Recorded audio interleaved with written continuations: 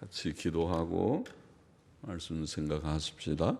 하나님 아버지, 이 수요일 저녁 아직도 쌀쌀한 일기 가운데서도 하나님의 은혜로 모이며 주 예수 그리스도의 십자가의 의를 힘입어 예수님 믿고 죄사함 받고 의롭다 하심을 받은 자들이 오늘도 모여 주님을 섬기며 말씀을 사모하며 말씀 속에서 우리의 믿음이 더욱 견고하여지고 우리가 주의 아름다운 형상을 조금이라도 이루기를 소원하게 하시니 감사드립니다.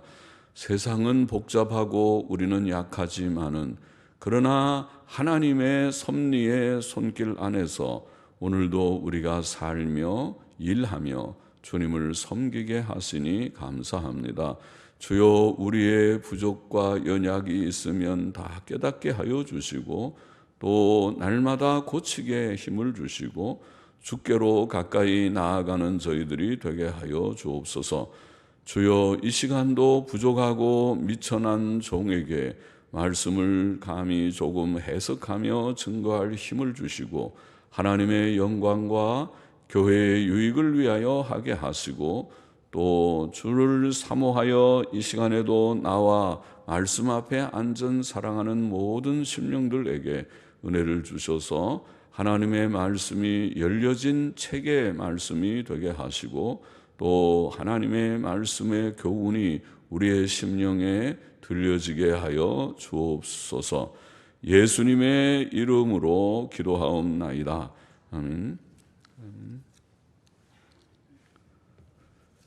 자, 이 시간에는 욥기 40장 말씀 좀 생각해 보십시다. 자, 1절부터 다시 한번 읽어 보십시다.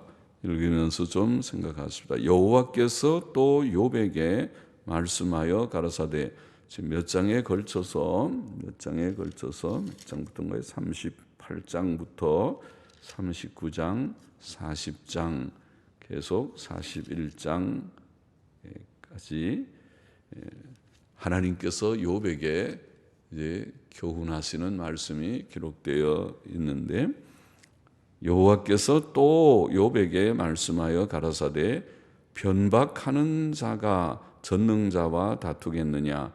변박하는 자, 그렇게 번역했으나 변박하는 자, 사전에는 비난하는 자, 그런 뜻이라고 설명하고 있는 단어입니다. 변박하는 자, 욥을 가리킨 것이죠. 욥이 하나님 앞에 변박하고 하나님을 조금 비난하듯이 그렇게 하나님을 대항하는 말을 하는 그것을 우리가 지적을 했었는데, 엘리후도 그것을 지적했고 하나님께서도 지적하고 계신데, 변박하는 자 혹은 비난하는 자가 전능자와 다투겠느냐. 욥을 가리켜서 욥, 너가 지금 전능자하고 다투려고 하는가. 하나님과 변론하는 자는 대답할지니라. 욥을 두고 하는 말씀이죠. 욥이 여호와께 대답하여 가로되, 나는 미천하오니, 나는 보잘것없사오니, 보잘것없다, 미천하오니, 보잘것없사오니 무엇이라 주께 대답하리이까. 손으로 내 입을 가릴 뿐이로소이다. 이제 욥이 좀 하나님이 계속 몇 장에 걸쳐서 말씀하시니까 많이 깨닫고 있죠. 그래서 이제 하나님 앞에 전에는 당당하게, 왜 그렇습니까? 나는 의롭게 착하게 사는데 이런 고난을 왜 주시는 것입니까? 하고 하나님께 항의하듯이 말하던 것이 좀 쑥 들어갔습니다. 들어가서 이제는 이제 자신이 보잘것없는 존재라는 것을 고백하고, 앞에서 하나님께서 이미 많이 말씀하셨죠. 모든 짐승들도 다 언급하면서 앞장에서 8가지가 나왔던가요? 8가지 짐승을 다 언급하고, 또 그 전에는 또 하늘의 별이나 이런 것도 다 언급하고 하면서 말씀하셨죠. 그래서 욥이 나는 보잘것없사오니 무엇이라 주께 대답하리이까. 손으로 내 입을 가릴 뿐이로소이다. 내가 한두 번 말하여 싸운즉 다시는 더하지도 아니하겠고 대답지도 아니하겠나이다. 그렇게 말을 했습니다. 욥은 앞에서 우리가 앞장 쭉 욥기에 지금 전체가 42장인데 앞에 친구들의 말이 좀 나오고 욥이 거기에 대해서 변론하면서 점점 이제 하나님에 대한 좀 항의적인 말들이 간혹 나왔는데 몇 번 그런 말을 우리가 읽었습니다. 하나님을 비난하는 듯한 말을 몇 번 했었습니다. 9장 30절 31절에 보면 내가 눈 녹은 물로 몸을 씻고 잿물로 손을 깨끗이 할지라도 주께서 나를 개천에 빠지게 하시리니, 자기가 깨끗하게 몸을 씻고 손도 깨끗이 씻고 하는데 주님께서 나를 개천은 좀 깨끗하지 못한 그런 거죠. 보통은 다 집에서, 요즘에는 하수도 시설이 잘 돼 있지만 옛날에는 개천은 일종의 하수도입니다.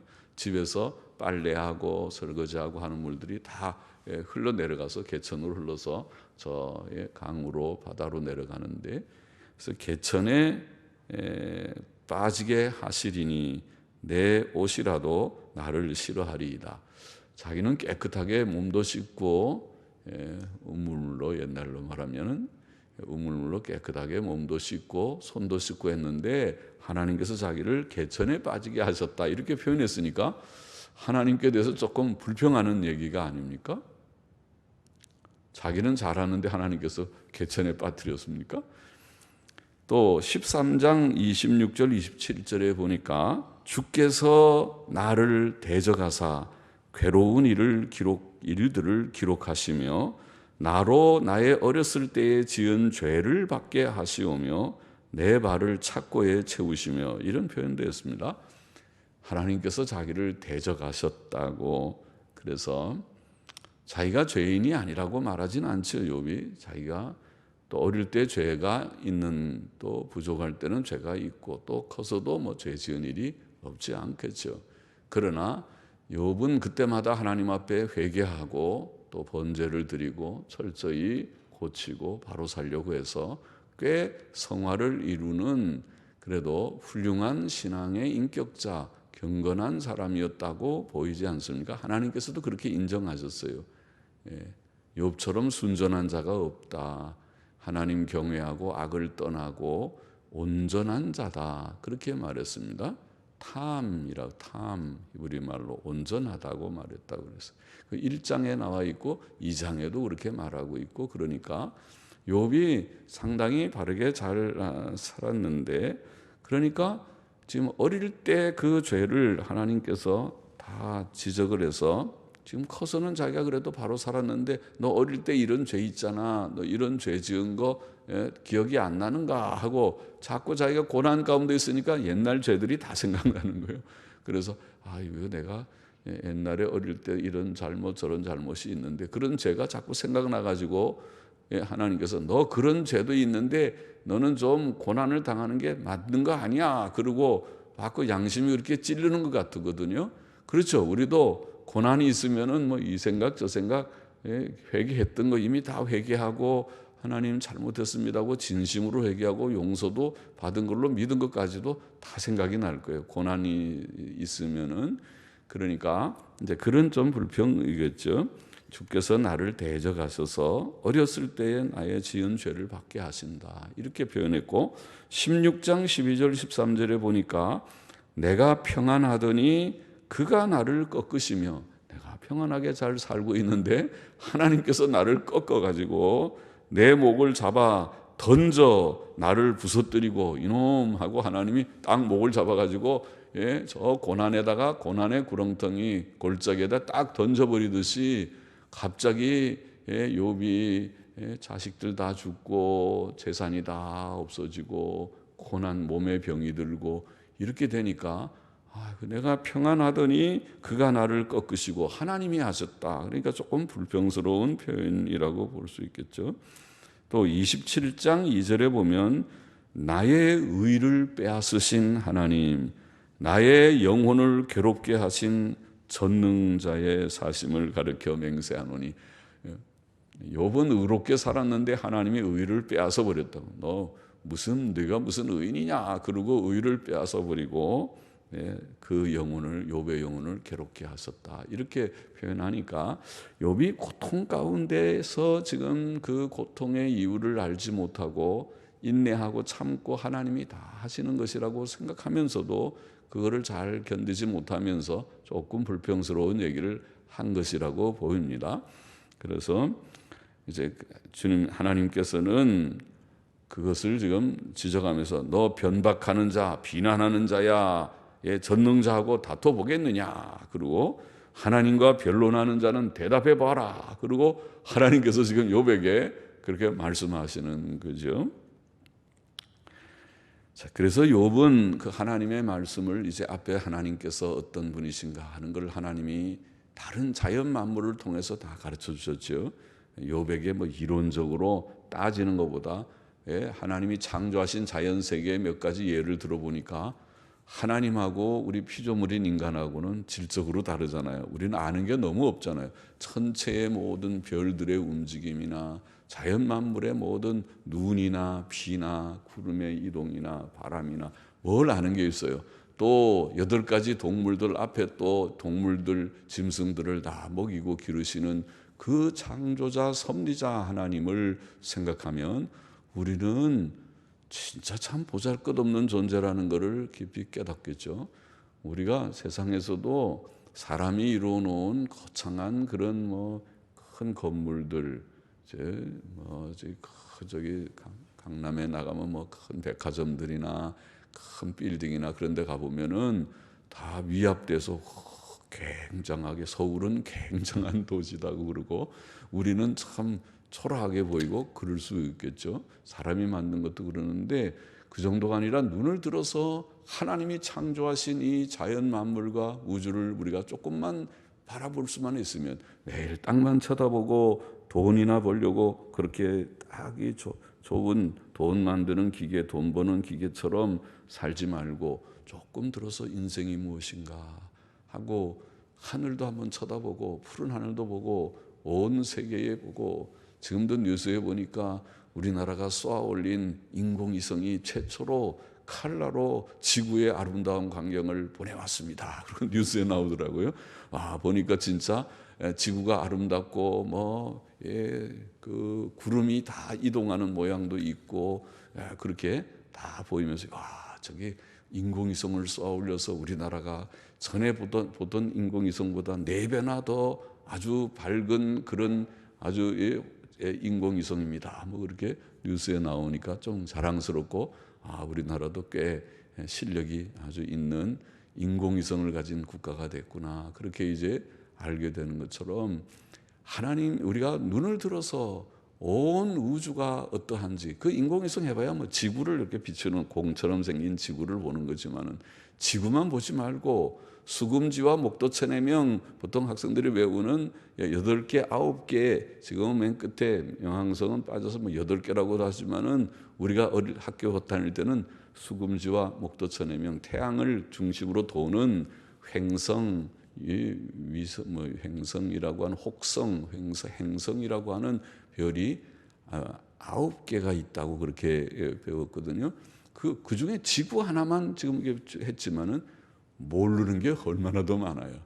그리고 이런 태양계라는 것이 너무 작은 거예요. 은하계에 비하면 태양계들이 수천억 개의 별들이 모여가지고 은하계를 만들고, 또 그런 은하계가 수천억 개가 모여서 이 우주를 형성하고 있다고 그런 우주과학자들이 말하니까 우주가 얼마나 큰지, 거기에 비해서 너 인간은, 욥은, 그리고 나는, 여러분은 어떤 존재인지.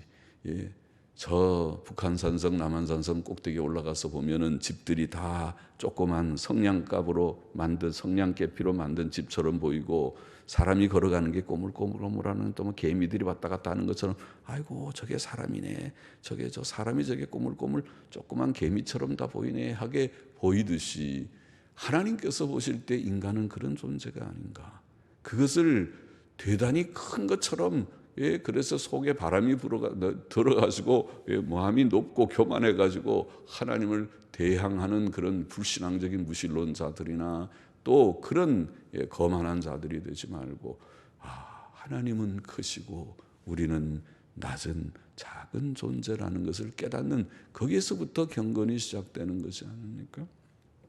그래서 욥은 조금 깨닫고 나는 보잘것없사오니 나는 미쳐나오니 나는 보잘것없는 나는 무에 가까운 존재이니 보잘것없사오니 무엇이라 주께 대답하리이까 내가 한두 번 말하여 싸운즉 다시는 더하지도 아니하겠고 대답지도 아니하겠나이다. 그렇게 말했습니다. 6절 보십시다. 여호와께서 폭풍 가운데서 욥에게 말씀하여 가라사대 하나님의 위엄을 계속 보이십니다.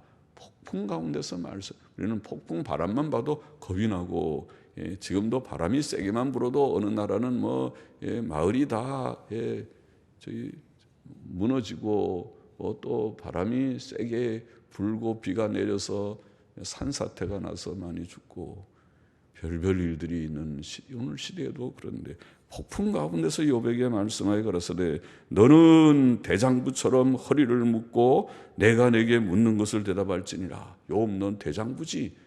욥은 사실 용감한 그런 대장부겠죠. 옛날에 다 남자들은 건장하고 운동도 하고 또 이런 족장들 아마 왕 계통의 그런 인물이 아니었겠는가. 에서의 족장 에서 지파의 한 왕이 아니었겠는가 싶은 욥인데 그러면은 건장하고 대장부지요. 너 대장부처럼 허리를 딱 묶고 내가 묻는 말에 대답해봐라. 그렇게 말합니다. 네가 내 심판을 패하려느냐. 저는 이게 성경을 읽으면서 저는 이제 국한문 성경 한자로 되어 있는 한자와 한글이 섞여 있는 성경을 읽고 그것이 이제 좀 그래도 한글만 되어 있으면 어떤 데는 이게 한자어로 번역됐거든요. 한자 표현으로 우리 성경이. 그러니까 한글로만 읽으면 어떤 때는 뜻이 안 통하는 성경 구절이 있을 수 있죠.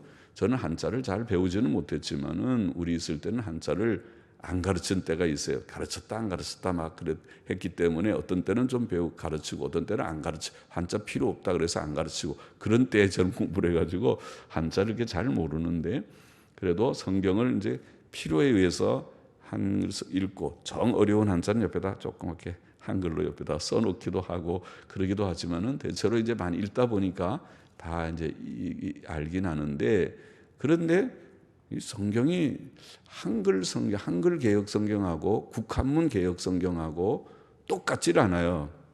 물론 이제 거의 99%는 똑같지만은 99.9%가 똑같을지 몰라도 간혹 보면은 글자가 좀 번역이 다르게 된 것이 있는데 그 중에 큰 걸 하나 이 욥기를 공부하면서 욥기를 읽으면서 발견을 했어요. 여기 보면은 국한문 성경에는 내가 내 심판을 피하려느냐 피한다고 되어 있어요. 심판을 피한다. 또 말이 되는 것 같긴 하지만은 피한다는 말하고 패한다는 말하고는 전혀 뜻이 다르죠. 패한다는 말은 폐지한다. 그래서 영어 성경을 보니까 영어 성경은 어눌이라는 말은 그거를 법을 폐해버리는 것을 말하는 것이 어눌이라는 또 근래 성경은 디스크레딧도 뭘 폐하는 것을 신임하지 않는 것이죠. 그래서 그렇게 번역을 했는데 그래서 폐하려느냐 이게 국한문 성경이 보통은 다 맞고 원래는 국한문 성경을 번역해서 그걸 한글로 번역한 거 아닌가 그렇게 생각이 되는데 국한문 성경이 틀렸네. 피하려느냐고 내 성경이 되어 있네. 그런데 피하가 하는 것에서 폐하려. 만일 제가 국한문 성경만 계속 읽었으면 몰랐을 거예요. 그러나 이거를 이제 강의한다고 컴퓨터에 다시 이 본문을 치면 컴퓨터에는 국한문 성경이 없어서 한글 개역 성경을 불러와서 이제 읽으니까 너무 폐하는데 나는 피하는데 왜 폐하냐. 그래서 이제 영어 성경 대조해 보고 원문 보고 하면서 이게 국한문 성경이 잘못됐구나 그런 거를 이제 확인하게 됐는데 여튼 그런 얘기하면 중간에 여러분이 좀 이게 자꾸 중단이 생각하는 것이 중단될 수도 있지만은 그러나 우리가 성경을 정확하게 우리가 읽어 나가는 것도 중요하니까 그러게 내가 내 심판을 피하려느냐 하나님께서 폭풍 가운데서 권위 있게 두려움 가운데서 욥에게 말하기를 너는 대장부처럼 허리를 묶고 내가 내게 묻는 것을 대답할지니라 네가 내 심판을 패하려느냐 피한다고 해도 말이 문맥이 될 거는 같지만은 패하려느냐 심판이 하나님 심판 필요 없습니다. 하나님 심판을 갖다가 무시하듯이 폐지시키듯이 패하려느냐 하나님께서 심판을 내리면은 내리시는 거잖아요. 하나님은 내리실 수 있는 권한이 있는데 욥이 하나님 심판하지 마세요. 심판하는 거 틀렸습니다. 그렇게 할 수 있어요? 폐지할 수 있어요? 심판을 패하려느냐 스스로 의롭다 하려 하여 나를 불의하다 하느냐 네가 지금 보니까 너는 의롭다 바르다고 지금 자꾸 주장하면서 심지어 하나님 앞에 하나님이 틀렸다 나는 바르게 손 깨끗하게 씻고 몸도 깨끗하게 씻었는데 하나님이 나를 개천에다가 떨어뜨렸다 그렇게 표현을 하고 나는 잘하려고 하는데 하나님이 나를 대적한다고 그러고 하나님께 네가 너를 의롭다고 하려고 나를 불의하다고 하느냐 하나님이 공의로운 재판장이신 하나님이 지금 욥의 말에 의하면 불의한 사람처럼 불의한 자처럼 보일 수도 있잖아요. 그래서 하나님께서 그렇게 말씀하십니다. 네가 하나님처럼 팔이 있느냐 하나님 같은 팔도 없는 욥이 하나님은 영이시지만은 하나님의 팔은 우리 팔처럼 우리도 팔이 있으니까 이 팔로 꽤 뭐든 하지만은 그러나 이 팔이 일해봐야 얼마나 하겠습니까? 이 팔 갖고 예를 들면 저 피아노 들라 그러면 어림도 없죠. 피아노 팔 힘이 아니라 허리가 약해가지고 피아노 못 들겠다. 저것도 한 대여섯 명 여러 명이 들고 껐떡 들면은 드는 정도지. 사람이 한 팔 가지고 어림도 없잖아요. 그러나 하나님께서는 하나님이 저거 드는데 피아노 저거 무거운데 내가 하나님이 혼자서 안 되겠는데 하나님 여러 명이 계시지도 않지만은 다 여러 사람들 동원해가지고 그렇게 드십니까? 하나님이 들려면 저것만 들으십니까? 온 우주를 이 지구가 그렇게 거대한 공과 같은 지구지만 하나님께서 이 지구를 드십니까? 드실 수 있습니다. 멈추게도 할 수 있습니까? 멈추게도 할 수 있습니다. 언제? 여호수아 때 멈추게 뒤로 반대로 이렇게 돌아가는 게 반대로 돌아가기도 했습니까? 돌아가기도 했습니다. 이사야 때 그렇죠? 히스기야 때 반대로 돌아가서 다시 해시계가 거꾸로 가는 적도 있어요. 해시계가 거꾸로 가기도 하고 또 여호수아 때는 태양아 멈춰라 중천에 멈춰라 내가 전쟁 끝날 때까지 멈추게 하는 일도 있고 어떻게 하나님께서 힘이 있어요? 있고 말고요. 하나님이 하시면 못할 하나님이 이 지구를 부숴버릴 수도 있나요? 하고자 하시면 부술 수도 있죠. 언제? 마지막 날에 그렇게 할 거다. 다 원소까지가 불타버리게 하리라. 베드로후서 3장에 불타버리게 하리라. 하나님께서 너는 네가 하나님처럼 팔이 있느냐? 우리의 팔은 있긴 있지만 이 팔 가지고는 하나님처럼 하신 일은 어림도 없죠. 하나님의 그 능력의 팔에 비하면은 우리는 쬐끄만 팔 가지고 애기들 팔처럼 이갖고 뭐 팔질하는 것 같지만 하나님의 권능의 팔에 비해 보면 요거는 애기들 팔짓하는 것 같은 것과 같은 것이죠. 하나님처럼 우렁차게 울리는 소리를 내겠느냐? 우리도 소리가 크게 하면은 왁 소리를 낼 수도 있고 요새는 마이크가 있으니까 마이크를 왁 하면은 소리가 크게도 나겠지만은 하나님 같은 소리. 하나님은 천둥을 한 번만 하더라도 천둥이 여름에 비 많이 오고 천둥 칠 때 얼마나 무서운지 가슴이 뛸 정도로 꽝 오르는 꽝 하는 소리가 나는 그런 천둥을 치는 하나님. 하나님께서 지진을 한번 일으키시면 지진의 힘이 얼마나 큰지 원자폭탄의 위력에 몇십 배, 몇백 배의 위력이 있어서 그렇게 튼튼하게 만들어 놓은 일본에서 지진 났을 때 보니까 신간선이라고 합니까? 일본을 관통하는 그 고속도로가 엿가락처럼 막 휘어지기도 하고 그러지 않았던가요? 고속도로가 휘어져 버리는, 튼튼하게 만든 고속도로가 하나님이 조금 지층을 흔들어 버리니까 다 엿가락처럼 휘어지는 것이 하나님의 권능이 아닙니까? 하나님께서는 자신의 판단과 섭리가 정당함을 엄밀하게 욥에게 증거하셨습니다. 하나님의 섭리는 가장 지혜롭고 가장 의롭고 가장 선하시다고 말할 수 있습니다. 욥은 자기 의를 변호하려고 하나님을 정죄해서는 안 됩니다. 의로운 성도라고 하더라도 여전히 하나님 앞에서는 부족하며 심히 부족하며 많은 단련이 필요한 존재가 아닙니까? 욥이 그런 것입니다. 욥은 자기가 꽤 의롭게 살았습니다. 예, 맞습니다. 그렇게 살았지만은 그렇다고 해서 부족이 없어요? 욥에게 부족이 없지는 않을 것입니다. 욥이 바르게 살려고 노력은 했지만은 하나님 앞에서 여전히 부족한 존재요.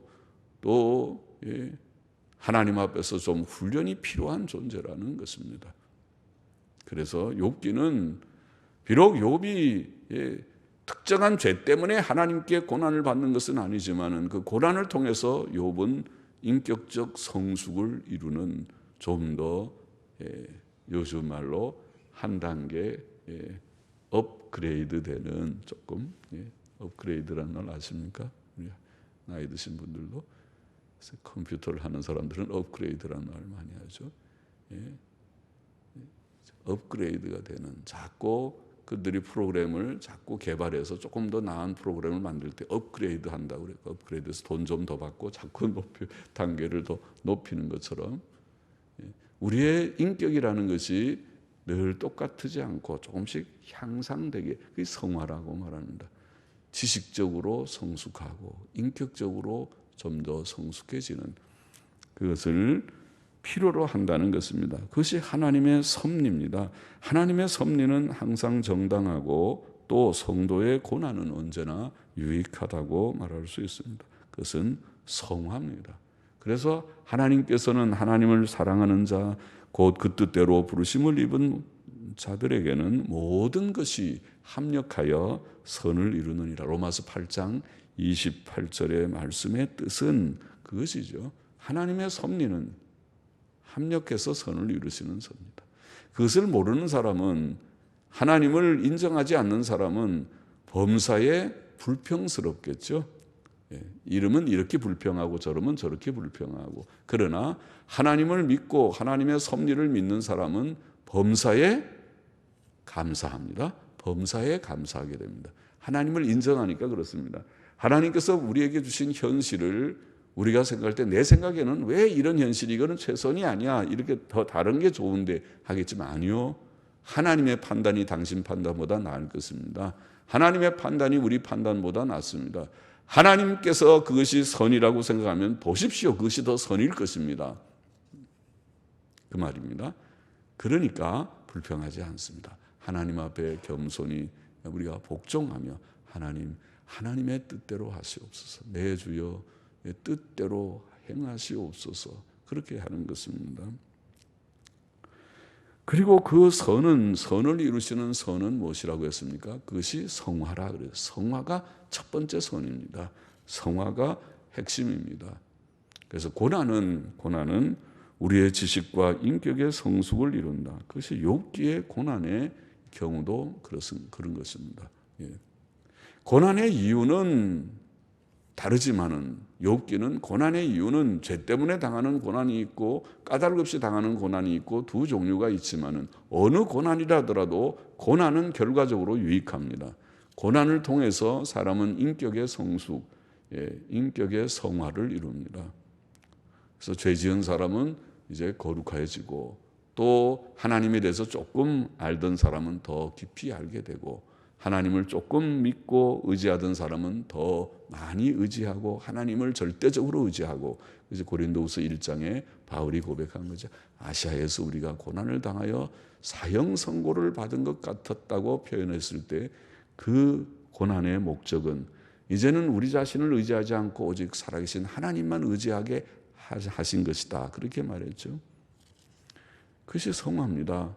하나님을 더 절대적으로 믿고 더 사랑하고 세상 사랑하는 거, 보통은 우리가 고난은, 중요한 고난은 세상 줄 끊는 것이 있습니다.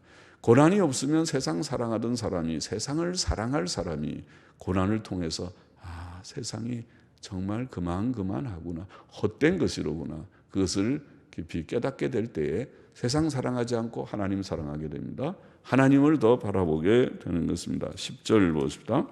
너는 위엄과 존귀로 스스로 꾸미며 영광과 화미를 스스로 입을지니라.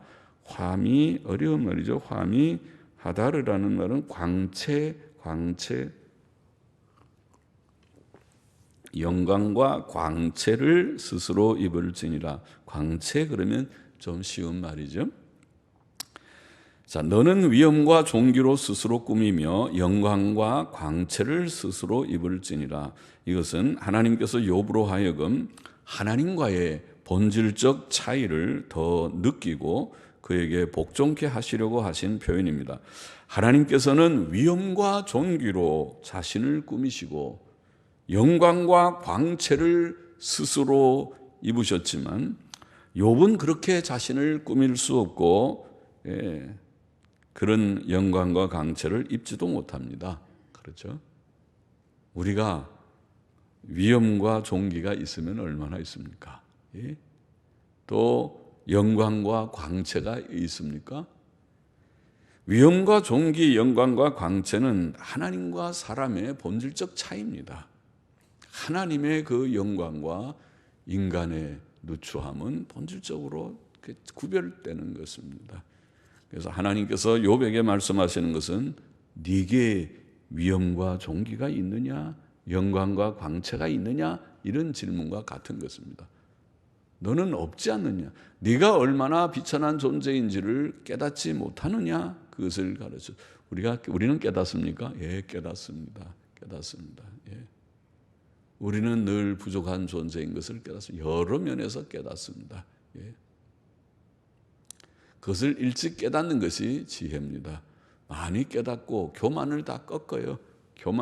아직도 깨닫지 못하는 사람은 돈 좀 있으면 교만하고, 좀 배우면 교만하고, 또 뭘 좀 가졌다 싶으면 교만하고, 교만해지기 쉬워요. 그래서 그 교만을 꺾어버려요. 부숴버려요. 다 죽여버려요. 그래야 돼요.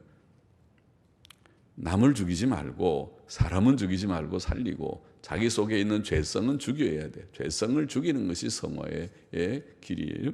11절 보십시다. 너의 넘치는 노를 쏟아서 교만한 자를 발견하여 낱낱이 낮추되 곧 모든 교만한 자를 발견하여 낮추며 악인을 그 처소에서 밟아서 그들을 함께 진토에 묻고 그 얼굴을 싸서 어둑한 곳에 둘지니라. 그리하면 내 오른손이 너를 구원할 수 있다고 내가 인정하리라. 자, 하나님께서는 넘치는 노를 쏟으셔서 모든 교만한 자를 보시며 낱낱이 낮추시며 악인을 그 처소에서 밟아서 그들을 다 어두운 곳, 무덤 속에, 어두컴컴한 무덤이나 혹은 지옥에 묻히게 할 수 있죠. 하나님은 그렇게 할 수 있어요. 그런데 지금 하나님은 욥에게 네가 한번 그렇게 해봐라, 그렇게 말하고 있거든요. 욥은 나는 할 수 없는데요, 대답하겠죠. 너의 넘치는 노를 쏟아서 교만한 자를 발견하여. 우리말은 좀 유창하게 번역을 했어요. 영어 성경은 룩은 쳐다본다는 말이, 교만한 자를 잘 쳐다봐서 저 사람 교만하구나, 알았다. 저 사람을 가서, 이 사람 너 교만한데, 그 사람을 낮춰가지고. 교만한 사람을 낮출 수 있습니까? 우리가 쳐다봐서 누가 교만한가, 아이고 교만한 사람 하나 눈에 걸렸다. 그래서 찾아가서 당신 좀 교만한데 교만을 버리시오. 이렇게 높은 마음, 교만한 마음 가지면 안 돼요. 교만을 버려요. 사람이 교만하면 보통 다 복을 차버리고, 교만하면은 망하는 것입니다. 사람이 교만하면 안 돼요. 온유와 겸손은 기본인데 사람이 온유와 겸손하지 않고 교만해서 다 일을 어그러뜨리고 망하는 경우가 많은데, 가서 교만한 사람 보고 낮춘다고, 당신 교만한데 좀 마음을 낮추시오 그런다고 낮춰집니까?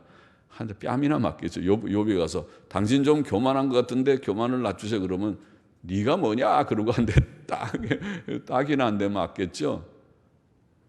말을 듣나요? 그러나 하나님께서는 교만한 자를 보시고 이놈 너가 교만하구나. 너 안 되겠다. 그러면 그 다음날 아파가지고 예? 침상에서 열이 펄펄 나고 아파가지고 아이고 죽네. 이제 나는 나만 죽으면 되네. 그러고 이제 아프게 하면은 그 다음에 코가 쭉 빠져가지고 교만이고 뭐고 다 가버리고 아이고 인간은 참 부족한 보잘것없는 존재인데 하고 깨달아지겠죠. 하나님이 교만을 낮추는 방법은 여러 가지 있고 아픔뿐만 아니라 아까 말한 대로 쉬운 것은 경제적인 어려움, 육신적인 질병, 또 여러 가지 환경적인 그런 어려움들을 하나님이 조금만 주시면은 교만한 자가 다 꺾어져 버려요. 교만이. 그죠?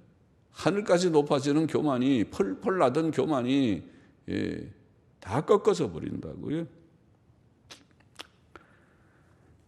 그래서 낱낱이 낮추되 곧 모든 교만한 자를 발견하여 바라보며 look은 보다는 교만한 자를 바라보며 낮추며 악인을 그 처소에서 밟아서 그들과 함께 진토에 묻고 악인들을 이 악인들 못 쓰겠다. 교만하고 악한 자들 내가 땅에다 묻어버린다. 그리고 진토에 묻고 그 얼굴을 싸서 어두운 곳에 둘지니라. 어둑한 무덤이든지 감옥이든지 거기다 너는 교만하고 악하니까 감옥에 좀 들어가라. 그렇게 할 수 있느냐?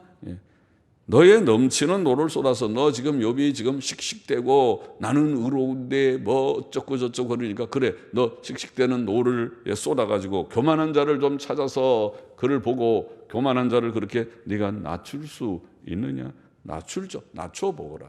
어둠에 좀 감옥에 가둬보거라.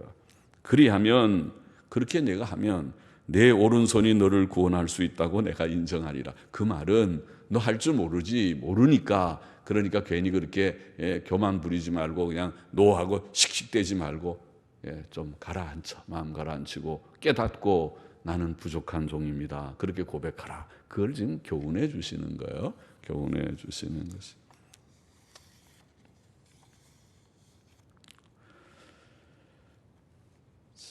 15절 보십시다. 이제 소같이 풀을 먹는 하마를 볼지어다. 내가 너를 지은 것 같이 그것도 지었느니라. 하나님께서는 큰 짐승인 하마를 들어 앞에서 8가지 짐승들 다 얘기했다고 전장에 39장에서 생각했죠. 그 38장에는 끝에 2가지 짐승 언급이 있었고, 그런데 여기에 하마를 볼지어다.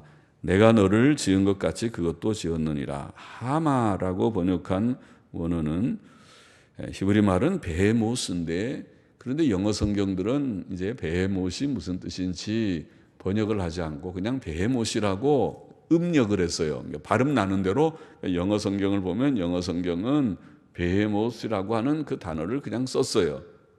베헤못이 뭔데요? 모르죠. 영어 사전에 없는 단어를 그냥 베헤못이라고 쓴 것은 히브리어 베헤못에 대한 학자들의 견해가 둘로 나뉘어서 그래요. 하나는 옛날 학자들은 코끼리 그랬어요. 엘레판트, 코끼리라고 했어요. 그래서 코끼리라고 설명하는 그런 강해의 설명도 있고 또 하마라고 그렇게 하는 설명도 있어요. 근래학자들은 하마라고 봅니다.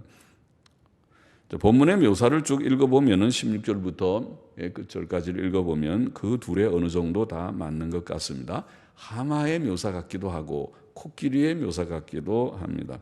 하마와 코끼리는 육지에서는 풀을 먹습니다.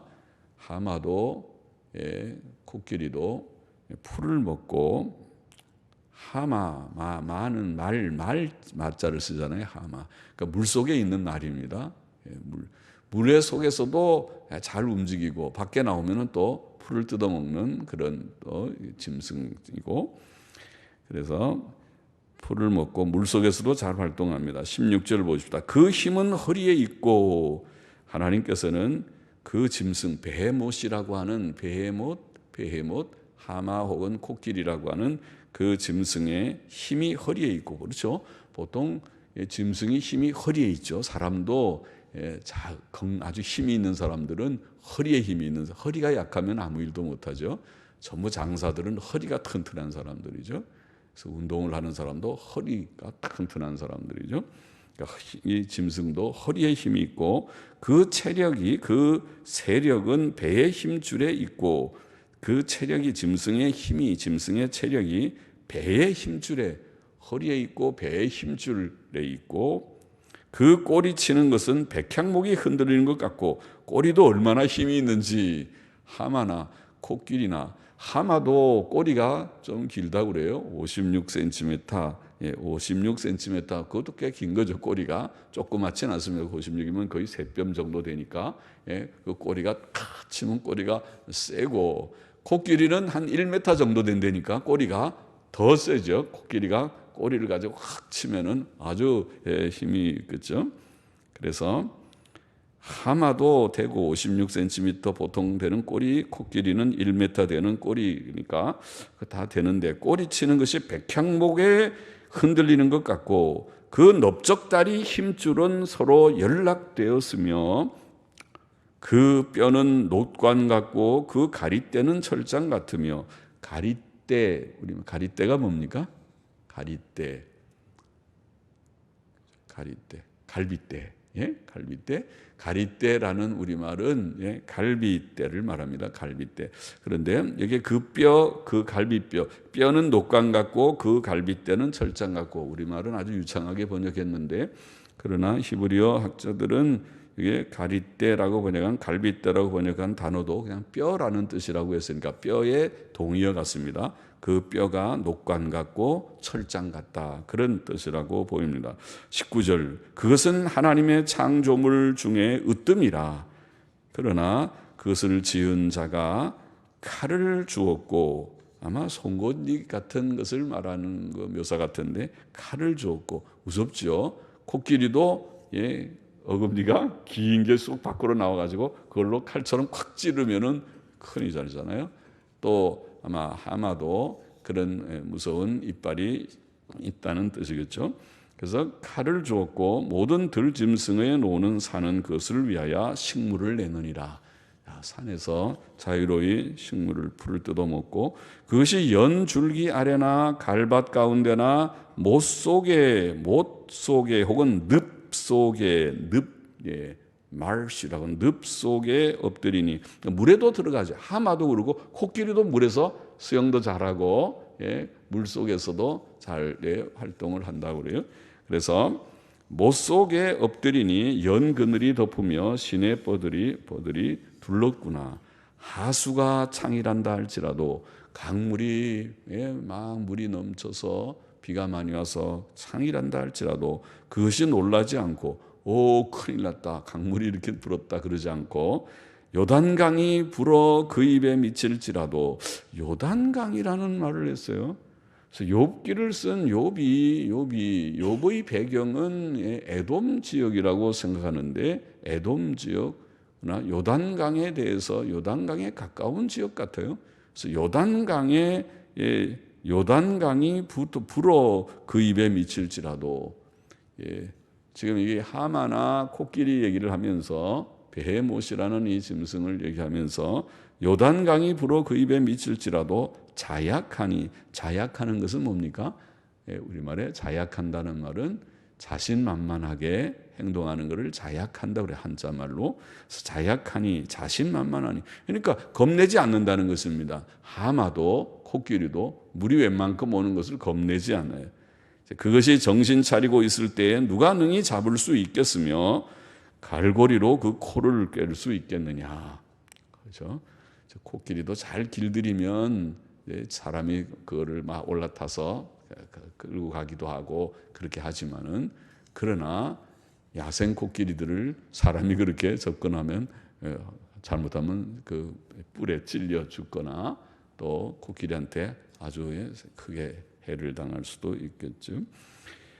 하마는 보통 몸무게가 약 1톤 이상 된답니다.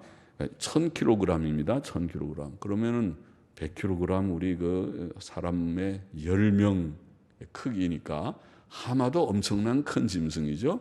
1톤 정도 되고 그리고 가장 큰 하마는 2.6톤이나 된다고 하니까 하마도 보통 큰 짐승이 아니고 코끼리는 보통은 5톤이라고 그래요. 그러니까 하마보다는 더 크죠. 백합전이나 코끼리가 크니까 아마 하나님이 만드신 그 창조물 중에서 으뜸이라고 하는 거 보니까 코끼리일지도 모르겠다. 이 베헤못이라는 말이. 그래서 그냥 영어 성경도 하마로 번역하지 않고 베헤못이라고 음력을 한 것이 아닌가 싶어요. 그래서 5톤이고 가장 큰 코끼리는 6.6톤이 된다고 합니다. 여하튼 코끼리나 하마나 다 우리가 맞기는 하는 것 같은데, 그런데 이제 한 가지 요단강에 지금 그 짐승 베헤못이 있다고 하니까 요단강에는 하마는 없다고 그래요. 요단강에는 코끼리는 있는데 하마는 없다고 그래서 그러면은 이게 하마가 아니고 코끼리일지도 모르겠다 그런 생각도 듭니다. 여하튼 베헤못이라고 하는 그런 짐승을 어떤 묘사했습니다. 자, 여기에 교훈을 우리가 정리해 봅시다. 첫째로 사람은 지혜로우시고 능력이 많으신 주권적 섭리자 하나님과 변론하거나 그를 비난해서는 안 된다. 그것을 우리가 교훈을 생각했습니다. 하나님과 감히 변론하고 하나님을 비난하는 것은 주제넘는 일이죠. 하나님이 누구시고 너 욥, 너 인간, 사람, 너는 누구냐. 우리가 바로 깨닫는다면 하나님 앞에 하나님과 한번 다퉈보려고 변론하고, 하나님 그럴 수가 있습니까? 나는 잘하는데 하나님이 나를 갖다 그렇게 했습니다. 그리고 하나님께 비난할 수 없다. 둘째로 우리는 우리에게 고난을 주신 하나님의 섭리 이유를 알지 못하는 경우에라도, 욥처럼 알지 못하는 경우에라도 하나님 앞에 잠잠하고 하나님을 앙망하고 의지하고 겸손히 복종해야 된다는 교훈을 본장이 주고 있다고 생각합니다. 그렇죠? 잘 알지 못할 때라도 너무 말 많이 하지 말고 잠잠해요. 모르는 것이 많죠. 우리의 삶 가운데 하나님이 주신 현실, 섭리를 우리가 다 모르는 일이 많죠. 그렇죠? 교회 안에서 되어진 일도 그래요. 교회에 이런저런 일들이 일어날 때에 어떤 데는 목사가 하나님 앞에 엎드리면 답답할 때도 있고 슬플 때도 있고 하지만은 그 이유를 다 몰라도 하나님이 하신 것만은 알아요. 그렇죠? 하나님이 하셨구나. 그럼 하나님이 어떤 뜻 가운데 하셨겠구나. 이런 뜻이 있어 보이기는 한다. 그런 어떤 데는 다 말하지 못하죠. 이런 뜻이 있어서 하나님께서 그렇게 하신가 보다. 그렇게 생각하는 정도이죠. 잠잠해야 하고 겸손히 복종해야 할 것이다. 그리고 하나님께서는 다 합력해서 하나님이 가장 지혜로우시고 공의로우시고 선하신 하나님이시니까 하나님이 하시는 모든 일은 합력하여 무엇을 이룬다고요? 선을 이루는 것을 믿습니다. 합력하여 선을 이루니까 할렐루야 감사합니다. 주의 뜻만 이루시옵소서 하고 나아가게 되고, 셋째로 우리는 지금 하마나 코끼리 같은 하나님의 놀라운 창조물을 하나님이 지금 예를 든 것은, 그것을 언급하신 것은 욥이 그 하나님의 위엄 앞에 하나님의 지혜와 크신 능력 앞에서 자신의 존재를 깨달으라는 거죠. 자신이 무슨 존재? 자신이 보잘것없는 존재라는 것을, 내가 그렇게 대단한 존재가 아니라는 것을, 참 중요한 것입니다. 저와 여러분, 우리는 대단한 존재가 아니죠. 그것을 깨닫습니까? 다 깨닫게 되기를 바랍니다. 그러면은 은혜 받고 믿음 생활 잘할 수 있습니다. 그러나 그렇지 못하면 자신이 대단한 존재라고 하는, 대단한 존재가 아니라는 것, 보잘것없는 존재라는 것을 참으로 깨닫지 못한다면 우리는 하나님 앞에 바른 신앙생활 하는데 아직 거리가 좀 있을 것입니다. 우리는 겸손히 하나님 앞에 엎드려서 나는 참 보잘것없는 존재입니다. 욥에게 그걸 깨닫게 하기 위하여 욥, 너 하마를 아느냐? 베헤못 코끼리에 대해서 내가 좀 얘기해 볼까 하고 하나님께서 말씀하실 때 욥은 더 그 앞에 엎드려서 하나님의 그 크신 위엄과 나의 보잘것없는 존재를 더 대조해서 깨닫게 됐겠죠. 깨우치시는 뜻이 있다고 봅니다.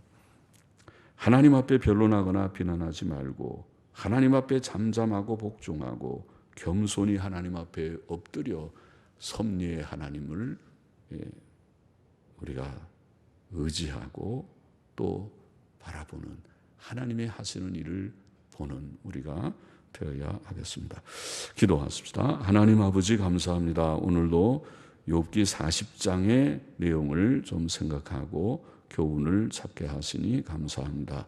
아버지 하나님, 우리는 참 부족해서 조금만 우리가 무엇을 행하고도 마음이 높아지기가 잘하는 부족한 자들입니다.